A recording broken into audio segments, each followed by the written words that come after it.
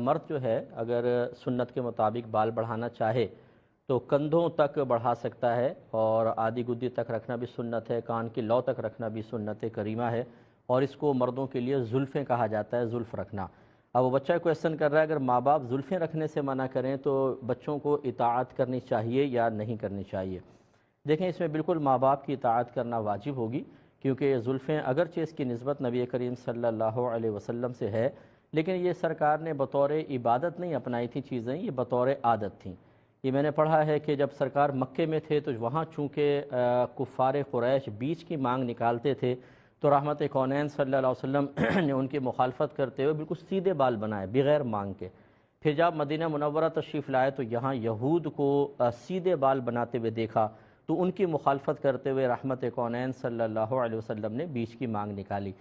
تو ایک تو یہ اس طریقے سے یہ اب اس میں کوئی عبادت کی قصد سے نہیں بلکہ ان کی مخالفت کا ارادہ سرکار نے رکھا۔ دوسرا پھر زلفوں کا بھی یہ کہ وہاں پہ اکثر لوگ زلفیں رکھتے تھے، تو اس عربوں کی عادت کے موافق سرکار نے عمل کیا۔ لیکن اس کا مطلب ہرگز نہیں کہ میں یہ کہہ رہا ہوں کہ سرکار کا کوئی عمل جو آپ سے نسبت پا جائے چاہے بطور عادت ہی کیوں نہ ہو وہ معمولی ہوتا ہے، ایسا نہیں ہوتا، لیکن اس کی شرعی حیثیت کا تعین کرنا ضروری ہوتا ہے کہ کیا یہ فرض ہے، واجب ہے، سنت موقدہ ہے، غیر موقدہ ہے، مستحب ہے یا مباح۔ یہ 6 چیزیں ہوتی ہیں جائز کے لیے، درجے ہوتے ہیں سمجھ لیں۔ تو یہ زلفوں کا رکھنا سنت مستحبہ کے اندر آتا ہے کہ رکھیں تو بہت اچھا ہے، نہ رکھیں تو کوئی گناہ نہیں، جبکہ ماں باپ کا حکم ماننا واجب ہے۔ ہو سکتا ہے ماں باپ کسی صحیح مصلحت کی بنا پر اس کو منع کر رہے ہوں، کیونکہ آج کل